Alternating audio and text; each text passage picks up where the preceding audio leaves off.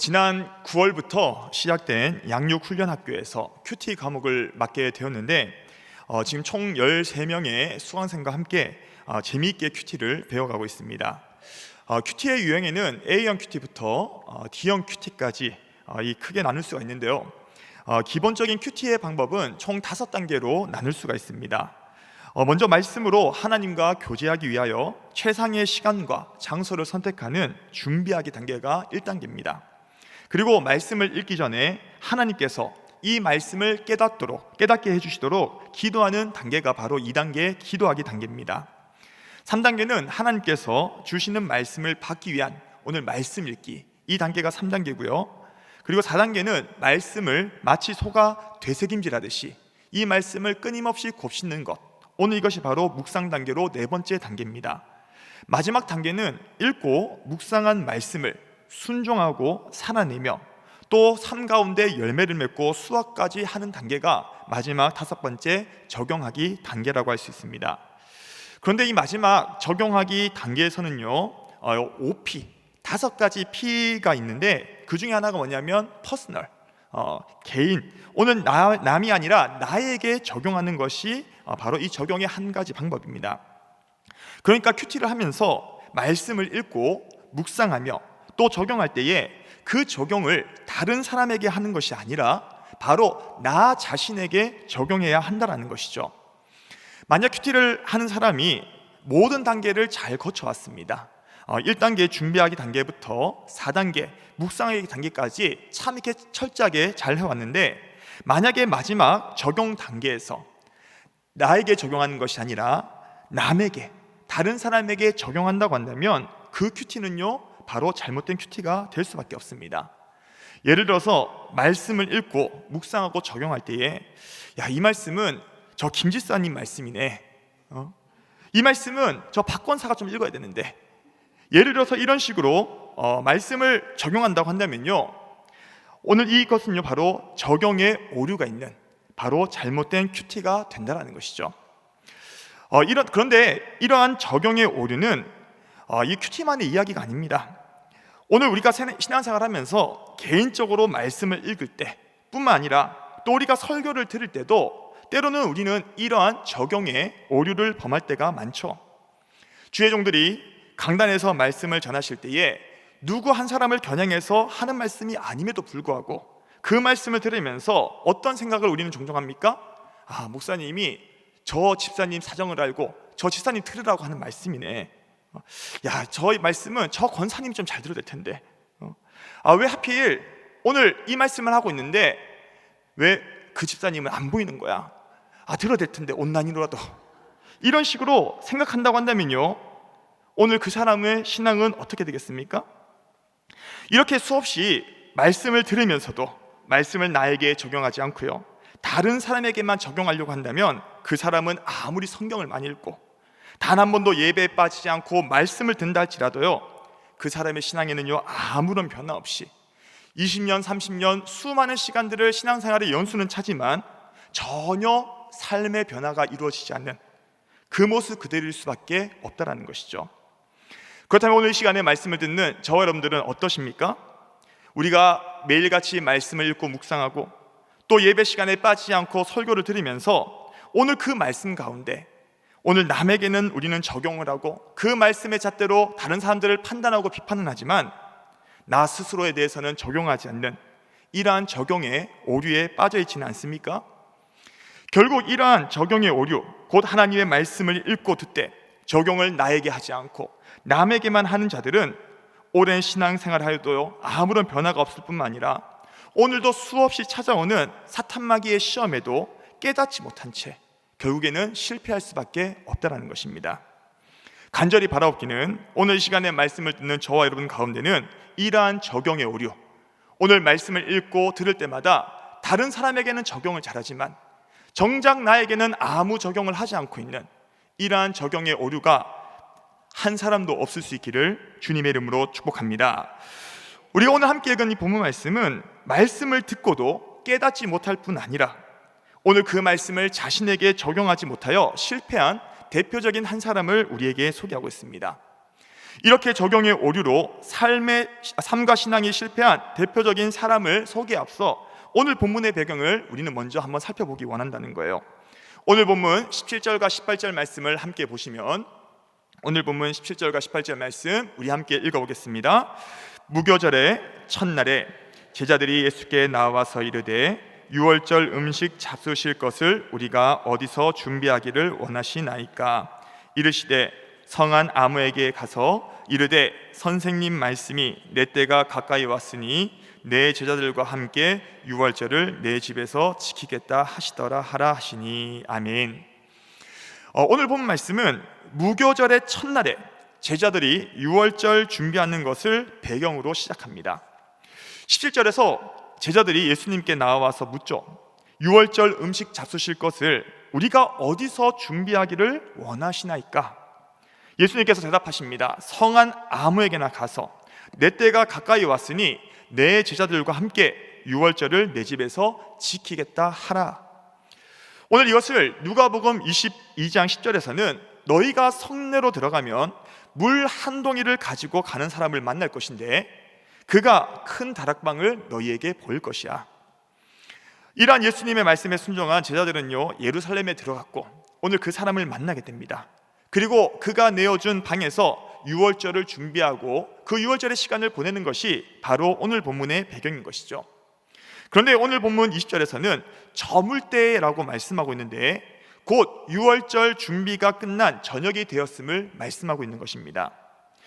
일반적으로 이 유대인들의 유월절 만찬은 해가 진 후나 한밤중이 되기 전에 예루살렘에서 갖는 것이 일반적이었습니다. 그렇기 때문에 예수님께서도 저물 때에 제자들과 한 곳에 모여서 유월절 만찬을 가지셨는데 이때 예수님의 입에서 충격적인 말씀 한마디가 나오게 되는 것입니다. 그 말씀이 무엇이냐? 바로 오늘 본문 21절에 기록된 말씀입니다. 오늘 본문 21절 말씀 보시면 그들이 먹을 때에 이르시되 내가 진실로 너희에게 이르노니 너희 중에 한 사람이 나를 팔리라 하시니. 제자들과 유월절 만찬을 가지시던 예수님께서 하신 충격적인 말씀은 무엇입니까? 너희 중에 한 사람이 나를 팔리라. 너희 곧 제자 중에서 한 사람이 나를 팔아 넘길 것이다. 이 충격적인 말씀을 예수님께서는 제자들과 함께하는 유월절 만찬 중에 말씀하신 것이죠. 한번 생각해 보십시오. 오늘 이 말씀을 들은 제자들이 얼마나 충격적이겠습니까? 제자들은 그저 유월절 만찬을 준비했을 뿐인데 우리 중에 예수님을 팔 배신자가 있다고 하니 참 이것이 큰 충격이지 않겠습니까? 이러한 예수님의 충격적인 말씀에 제자들은 각각 예수님께 나와서 다음과 같이 여쭙기 시작합니다. 22절 말씀 보시면 22절 말씀 제가 읽겠습니다. 그들이 몹시 근심하여 각각 여짜오되 주여 나는 아니지요. 앞서 말씀드린 것처럼 예수님께서 너희 중에 한 사람이 나를 팔 것이다, 이 충격적인 말씀을 하실 때에 제자들은 어떻게 반응하였습니까? 몹시 근심하면서 예수님께 나와서 주여 나는 아니지요 라고 묻고 있다는 거예요. 여기서 이 근심하다는 말은 슬프게 했다, 괴롭게 했다, 고통스럽게 했다라는 말입니다. 즉 예수님께서 너희 중에 한 사람이 나를 팔리라, 이 말씀이 그 말씀을 듣는 제자들로 하여금 슬프고 괴롭고 고통스럽게 하였다라는 것이에요. 아마도 제자들은 다른 사람도 아니라 수많은 바리새인이나 대제사장이나 다른 사람이 아니라 오늘 예수님을 따라다녔던 오늘 제자 중에서 배신자가 나오게 될 것과 또 혹 그 배신자가 나는 아닐까라는 이 마음에서 몹시 근심하게 된 것이죠. 이렇게 근심에 빠져서 주여 나는 아니지요 묻는 제자들에게 예수님께서는 이렇게 말씀하시죠. 오늘 보면 23절과 24절 말씀을 함께 보시면요, 23절과 24절 말씀 예수님의 대답을 함께 읽어보겠습니다. 시작. 대답하여 이르시되 나와 함께 그릇에 손을 넣는 그가 나를 팔리라. 인자는 자기에 대하여 기록된 대로 가거니와 인자를 파는 그 사람에게는 화가 있으리로다. 그 사람은 차라리 태어나지 아니하였더라면 제게 좋을 뻔하였느니라. 아멘. 예수님께서는요, 나와 함께 그릇에 손을 넣는 자가 바로 그 사람이 나를 팔 것이다, 그가 바로 배신자다라고 말씀하고 있습니다. 저 6월절 만찬을 위하여 준비된 공용 그릇에 함께 손을 넣는 자가 바로 예수님을 팔게 될 것이다, 나를 팔 것이다 라고 예수님이 말씀하고 계신다라는 거예요. 심지어 이렇게 예수님을 파는 그 사람에게는 화가 있을 뿐만 아니라 예수님 뭐라 말씀하고 있습니까? 차라리 태어나지 않았으면 그 사람에게는 더 좋을 뻔했겠다. 참 이 무시무시한 말씀 아니겠습니까?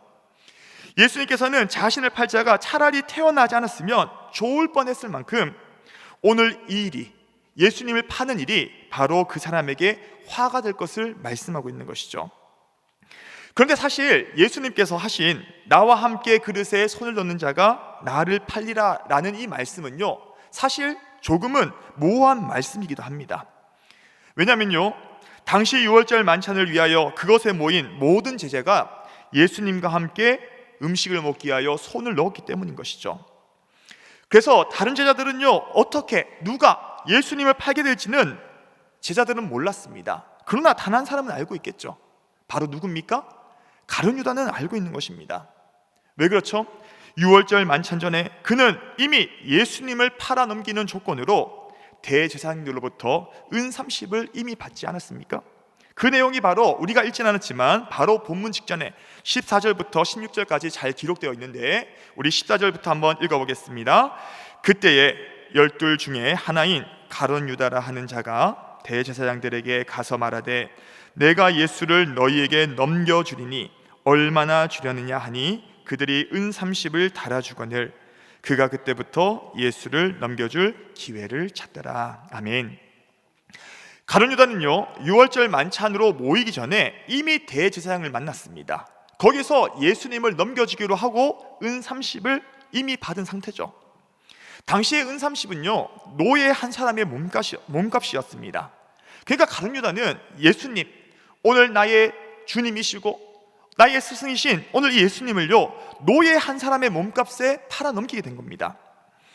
이렇게 가룟 유다가 은 30에 자신을 판 것을 모르실 리가 없는 예수님께서는요, 이 말씀을 통해서 그가 깨닫기 원했습니다. 나와 함께 그릇에 손을 넣은 자가 바로 나를 팔 것이야. 오늘 이 말씀을 통해서 가룟 유다가 깨닫기를 원하셨죠. 특별히 그 자리에 모인 모든 제자들이 이 말을 알아듣지 못한다 할지라도 가룟 유다만은 이 예수님의 말씀을 알아듣고 회개하기를 원하셨던 예수님의 배려임과 동시에 가룟 유다 스스로가 잘못을 깨닫고 회개하여 돌이킬 기회를 주시려는 예수님의 사랑을 잘 보여주고 있는 것입니다. 근데 문제는 무엇입니까? 이러한 예수님의 배려와 사랑의 말씀에도 불구하고 가룟 유다는요, 깨닫지도 못하고 그리고 돌이키지도 않았다라는 거예요. 그래서 가룟 유다는 예수님께 이렇게 말을 하는 거죠. 25절 말씀을 보시면요, 자, 25절 말씀 함께 읽습니다. 예수를 파는 유다가 대답하여 이르되 랍비여 나는 아니지요. 대답하시되 내가 말하였도다 하시니라. 아멘. 너희 중에 한 사람이 나를 팔리라. 예수님의 말씀에 제자들이 말했죠. 주님, 나는 아니지요. 오늘 가룟 유다 또한 예수님께 말합니다. 랍비여 나는 아니지요.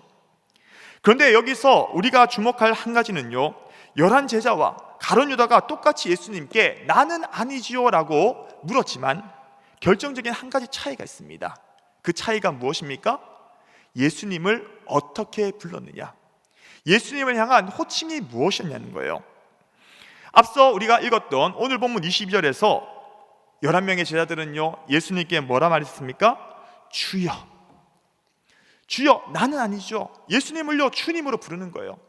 그런데 오늘 이 25절에서는요, 가룟 유다는 예수님을 향해서 뭐라 부르고 있습니까? 랍비여라고 부르고 있다는 거예요. 그게 무슨 상관인가 라는 생각을 하실지 모르겠지만, 여기서 이 랍비라는 것은요, 선생이라는 말입니다. 특별히 마태복음에서는요, 예수님을 반대하고 대적하는 사람들이 예수님을 부를 때 부르던 호칭이 바로 이 랍비라는 단어라는 거예요. 그렇기 때문에 이 마태복음을 쭉 읽어보시면 마태복음 전체에서 11명의 제자들은 예수님을 단 한 번도 랍비라고 부르지 않았습니다. 그런데 단 한 사람만 예수님을요, 랍비라고 부르는 거예요. 그 사람이 누굽니까? 바로 가룟 유다였다는 거예요. 이 말은 가룟 유다가 예수님의 12 제자 중에 한 명이었지만 그는 진정한 제자가 아니었다는 거예요. 언제든지 수가 틀리면요, 예수님을 버릴 수 있는 자임을 의미하고 있는 것이죠. 이 호칭에는요, 그의 영적인 현주소가 담겨져 있는 것입니다. 그 결과 가룟 유다는요, 예수님을 따라가면서도 자기의 생각, 계획과 틀어지자 오늘 예수님을 은30에 팔아서 조금의 이익이라도 남기려는 이러한 잘못된 선택을 하게 된 것입니다. 그렇다면 가룟 유다는요, 왜 예수님을 은30에 팔기로 하였음에도 불구하고 예수님께 나는 아니죠, 랍비여 나는 아니죠 라고 말을 했을까요? 물론 오늘 본문에서는요, 가룟 유다가 왜 이렇게 말을 했는지 오늘 분명히 말하고 있지 않기 때문에 우리는 정확히는 알 수 없지만 우리가 두 가지를 추측해 볼 수 있습니다. 먼저는요, 예수님께서 너희 중에 한 사람이 나를 팔리라 하신 말씀이 정말 나에게 하는 말씀이 아니라고 생각할 수도 있겠죠.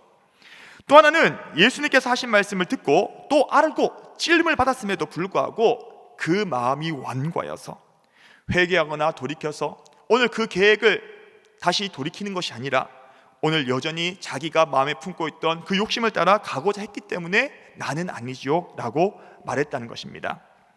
그렇기 때문에 가룟 유다는 예수님께서 하신 이 충격적인 말씀에도 오늘 제자들과 같이 비록 호칭은 다르지만 랍비여 나는 아니지요 라고 묻고 있는 것이죠. 그런데 오늘 이 본문에서 나는 아니죠 말하고 있는 이 가룟 유다의 마음은 사실 우리의 신앙에도요, 언제든지 드러날 수 있습니다. 개인적으로 말씀을 읽고 또 성경을 읽을 때마다 우리 역시도 가룟 유다처럼 나는 아니지요, 그 말씀이 내게 주시는 말씀은 아니겠지, 나하고는 아무 상관이 없겠지 생각하면서 그 말씀을 비켜나갈 때가 얼마나 많이 있습니까? 더 비참한 것은 말씀을 읽고 또 설교를 들을 때마다 내가 아닌 다른 사람에게 그 말씀이 들려져야 된다라고 생각한다는 거예요. 분명 하나님께서는요, 오늘 그 말씀을 그 시간 그 자리에 왜 우리에게 들려지게 하셨겠습니까?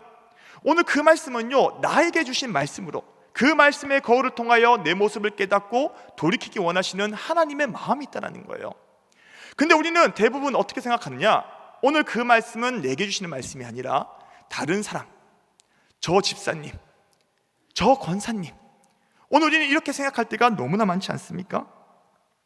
특별히 오늘 저와 같은 이 목회자들은 오늘 이 본문의 가룟 유다와 같은 오류에 빠질 위험이 항상 도사리고 있습니다. 저는 그것을 참 많이 느껴요. 말씀을 읽고 묵상하고 또 연구해서 설교하다 보니까 난 이 말씀 아니까, 내가 이 말씀 설교하고 있으니까 그 말씀은 나한테는 아무 상관이 없고 오늘 저 성도를 위해서 내가 오늘 이 말씀을 해야겠어. 오늘 이런 오류에 빠질 때가 다른 목사님들은 알겠지만 저에게는요, 충분히 그런 위험이 항상 도사리고 있다는 거예요. 그렇다면 오늘 시간에 말씀을 듣는 저와 여러분들은 어떠십니까? 혹 이러한 나는 아니지요, 수없이 말씀을 읽고 말씀을 듣고 있음에도 불구하고 전혀 그 말씀에 나에게는 다가오지도 않고 타격을 입지 않는 이러한 적용의 오류에 빠져 있지는 않으십니까? 특별히 교회를 오래 다니고 말씀을 많이 듣고 알다 보면요, 그 말씀을 아는 것이 내 믿음이라고 생각할 때가 참 많아요. 아니까 그 말씀을 달달 외우고 있으니까 오늘 그 알고 있는 말씀이 내 믿음이라고 생각하지만 오늘 아는 것과 살아내는 것은요, 아는 것과 믿음으로 살아내는 것은요, 이것은 차이가 있는 것입니다. 오늘 그 말씀이 내 믿음이라 생각하고요, 굳어져서 변화되지 않는다면요, 참 이거는 얼마나 비참한 일인지 모른다는 것이죠. 그래서 그런 사람들에게는요, 아무리 좋은 설교자가요, 좋은 말씀을 전할지라도 이미 내 머릿속에는 나는 아니지요, 이 말씀은 나에게 주시는 말씀은 아니야, 이 말씀은 저 사람이 들어야 돼. 오늘 그러면서 모든 말씀이 자신에게만 비켜가게 되는 겁니다. 많은 사람들이 그 자리에서 은혜 받고 깨닫고 회개하고 돌이키고 있는데 오늘 그 가운데서요, 그 말씀은 나에게 아무 상관이 없는 사람, 오늘 이 사람이 바로 가룟 유다와 같은 나는 아니죠에 빠진 사람의 특징이라는 거예요. 또한 가룟 유다가 예수님의 말씀을 듣고 또 알았음에도 그 마음이 완고하여서 회개하지 않았듯이 이것 또한 우리 신앙에도 마찬가지입니다. 수없이 말씀을 읽고 또 설교를 들으면서도 분명히 자기가 들어야 할 말씀이고 또 이 말씀 통해서 돌이켜야 되는 것을 압니다. 오늘 깨닫지 못한 것이 아니라 깨닫고 있어요. 근데 이 마음이 완고할 만큼 완고해져서 더 이상 회개하려고 하지 않습니다. 돌이키려고 하지 않아요. 계속해서 잘못된 길을 가고 있음에도 불구하고 그 신앙의 길을 고수하고 살아가는 겁니다. 오늘 그 사람이 바로 가룟 유다와 같은 나는 아니죠의 신앙을 가진 사람의 모습이라는 거예요. 이처럼 오늘 본문에 가룟 유다와 같이 말씀을 들음에도 나는 아니죠, 나는 아니겠지, 이 말씀은 나하고 아무 상관이 없겠지. 오늘 오랜 시간 신앙생활하면서 매너리즘에 빠져서 아무런 신앙의 말씀의 은혜와 감격을 누리지 못한 채 살아가는 사람들은요, 교회는 오래 다니고 오늘 그 아는 지식은 쌓이고 신앙생활을 오래 하다 보니까요 모든 거 다 알고 있어요. 그러나 그 삶은요 전혀 변화되지 않고 있는 것입니다. 교회를 오래 다니고 수없이 말씀을 읽으며 오늘 수많은 말씀의 설교를 들음에도 그 말씀이 자신에게는 적용되지 않기 때문에 그 말씀에 아무 찔림도 변화도 없이 오늘 말씀을 통해서 진정으로 회개한 적이 언제인지 기억조차 나지 않을 만큼 비참함에 빠질 수밖에 없다는 겁니다. 그렇다면 오늘 시간에 함께 말씀을 나누시는 오늘 저와 여러분들은요, 오늘 교회를 오래 다니고 또 수없이 예배에 빠지지 않고 말씀을 읽고 또 듣고 있으면서 여전히 나는 아니죠 하면서 오늘 그 말씀에 아무런 찔림도 변화도 회개도 없는 상태로 혹시나 이렇게 되어 있지는 않으십니까? 심지어는 이 말씀을 들으면서도 이 말씀도 나는 아니겠지, 이 말씀조차도 나는 아니겠지 라고 생각하고 있다고 한다면요, 이것은 스스로 속고 있는 것입니다. 그런데 오늘 본문에서 오늘 가룟 유다가 예수님의 이 말씀에도 오늘 나는 아니죠 하게 된 그 원인 중에 하나가 무엇인지 아십니까? 오늘 누가복음 22장에 보면 바로 가룟 유다에게 사탄이 들어갔다라고 말씀하고 있어요. 오늘 누가복음 22장 3절 말씀을 함께 보시면 누가복음 22장 3절 말씀 우리 함께 읽습니다. 12 중에 하나인 가룟윤이라 하는 부르는 유다에게 사탄이 들어가니. 아멘. 이 말씀은요 시간상으로 볼 때에 오늘 본문에 기록된 유월절 만찬 사건이 있기 전의 말씀입니다.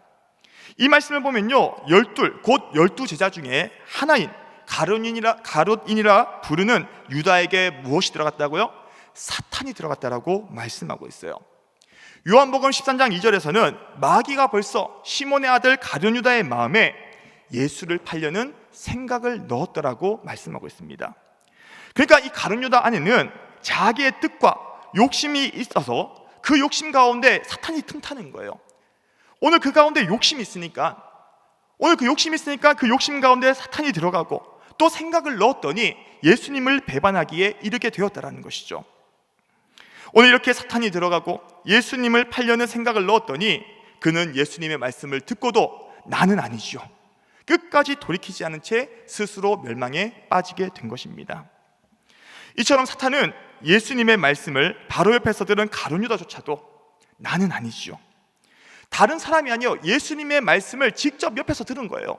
그럼에도 나는 아니죠, 그러면서 끝까지 멸망에 빠지도록 한 존재가 바로 사탄이라는 거예요.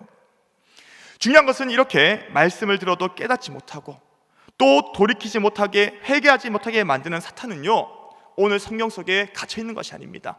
가룟 유다에게만 영향을 주는 것이 아니라는 거예요. 오늘도 사탄 마귀는 저와 여러분들이 예배를 애초에 못 나오기도 하지만 예배에 나온 우리에게 말씀을 들을지라도 나는 아니죠 하면서요 그 말씀을 나에게서 비켜가게 만듭니다. 말씀을 들어도 깨닫지 못하게 만들어요. 심지어는 그 말씀을 듣고는 내가 아니라 다른 사람에게 적용하게 함으로 말미암아 회개하지 못하게 하고 돌이키지 못하게 만들며 여전히 똑같이 죄악의 사슬 가운데 매여서 살아가는 인생의 굴레 가운데 매이도록 하는 것이 바로 이것이 사탄의 공작이 아니겠습니까? 특별히 오늘 본문의 가룟 유다와 같이 사탄은요 하나님의 말씀보다 자기의 뜻과 생각, 계획을 앞세워서 주장하는 사람들, 하나님의 말씀보다도 내 이론과 경험에 확신을 가지고 스스로 옳다고요 똑똑하다 여기는 자들에게 오늘 그것이 마치 내 생각인 것처럼 속여서 멸망으로 빠뜨리는 것이 바로 사탄입니다. 그렇기 때문에 오늘 우리는 이 말씀을 읽고 설교를 들을 때마다 우리에게 필요한 것이 무엇이겠습니까? 철저하게 그 말씀 앞에 먼저는 내 뜻과 생각, 나의 이론과 경험을 모두 내려놓고 하나님 앞에서 겸손함이 필요하다는 거예요. 그 말씀이 오늘 나에게 주시는 저 옆에 있는 사람이 아니라 오늘 지금 이 시간 나 들으라고 주시는 하나님의 말씀인 것을 듣고 기억하며 순종하고자 할 때에 그 사람에게는요 사탄이가 어떻게 할 수가 없는 거예요. 오늘 이 시간에 말씀을 듣는 저와 여러분들은 오늘 이 말씀을 통해서 한번 정직하게 나의 모습을 돌아보는 시간이 되시기를 주님의 이름으로 축복합니다. 오늘 지금껏 교회를 오래 다니고 말씀을 많이 읽고요, 오늘 들으면서 아니까 내 이 말씀 다 알고 있는 말씀인데, 이 말씀 심지어는 내가 가르치고 있는데 나는 아니겠지